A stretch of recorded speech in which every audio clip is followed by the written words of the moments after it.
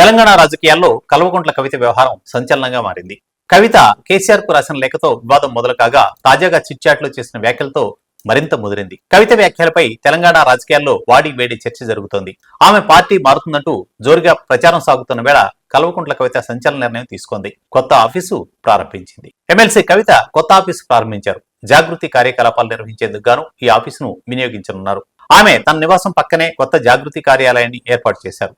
దీంతో పాటు మరో సంచలన నిర్ణయం కూడా తీసుకున్నారు. మాజీ సీఎం కేసీఆర్ కు కాళేశ్వరం కమిషన్ నోటీసులు పంపించిన సంగతి తెలిసిందే. దీన్ని వ్యతిరేకిస్తూ జూన్ 4న ఇందిరా పార్క్ లో ధర్నా చేయాలని కవిత నిర్ణయించుకున్నారు. లేఖ వ్యవహారంపై కవిత స్పందిస్తూ పార్టీ బలోపేతం కోసమే లేఖ రాశారని చెప్పుకొచ్చింది. కేసీఆర్ కు నోటీసులు ఇస్తే ఎందుకు స్పందించలేదని ప్రశ్నించారు. తాను జైల్లో ఉన్న సమయంలోనే బీఆర్ఎస్ బీజేపీ విలీనం గురించి ప్రతిపాదన వచ్చిందని సంచలన వ్యాఖ్యలు చేశారు.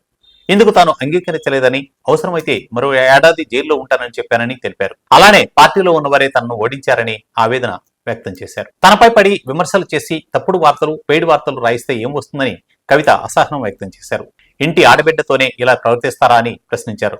అంతేకాక రాష్ట్రంలోని ఓ పత్రిక కావాలని తనపై తప్పుడు వార్తలు రాస్తుందని తెలిపారు. తన మీద కుట్రతోనే ఇలాంటి పనులు చేస్తున్నారని కవిత ఆరోపించారు. బీఆర్ఎస్ పార్టీలోని ఎంపీల్లో కొందరు కోవట్లు ఉన్నారంటూ కవిత సంచలన వ్యాఖ్యలు చేశారు. ఇప్పుడు తాజాగా కొత్త ఆఫీసు ప్రారంభించి మరింత రాజకీయ దుమారం లేపారు కవిత.